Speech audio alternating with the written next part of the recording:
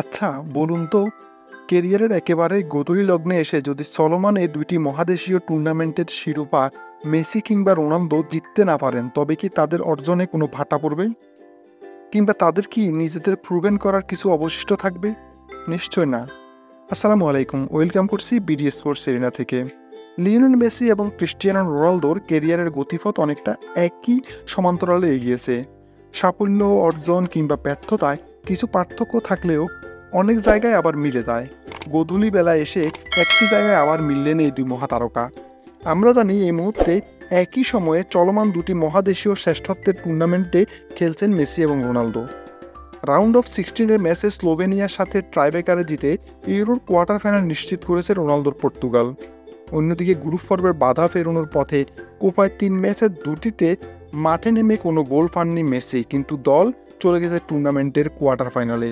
আর Ronaldo ইউরোর group পর্বের 3 match এবং শেষ 16 ম্যাচ সহ 4 ম্যাচ খেলে পাননি গোলের দেখা। মরার উপর খাড়ার গা উল্টো রাউন্ড অফ 16-এর ম্যাচে 105তম মিনিটে করেন পেনাল্টি মিস।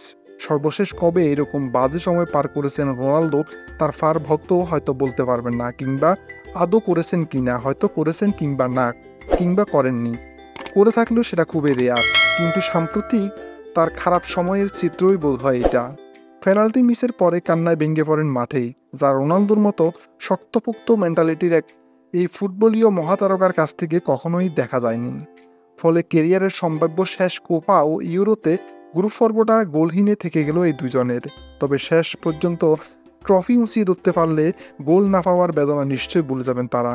কিন্তু প্রশ্ন উঠেছে, তবে কি LM10 কিংবা CR7 ক্লান্ত? হতে পারে ক্লান্তি তাদের উপর ভর করেছে।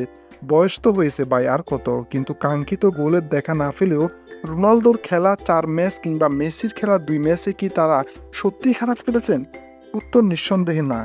কিন্তু এই 39 কিংবা 37 বছর বয়সে এসেও যেভাবে তাদের নিজেদের দলের আক্রমণ কিংবা খেলা বিল্ড আপে নেতৃত্ব দিচ্ছেন, তা আনবিলিভেবল। ফুটবলের একজন নিখাত সমর্থক হিসেবে এই দুই মহাতারকার সম্ভাব্য শেষ মহাদেশীয় টুর্নামেন্ট শিরোপা উদযাপনের মধ্য দিয়ে শেষ হোক, এই চাওয়া সম্ভবত বিশ্বের হাজারো ফুটবল প্রেমীর।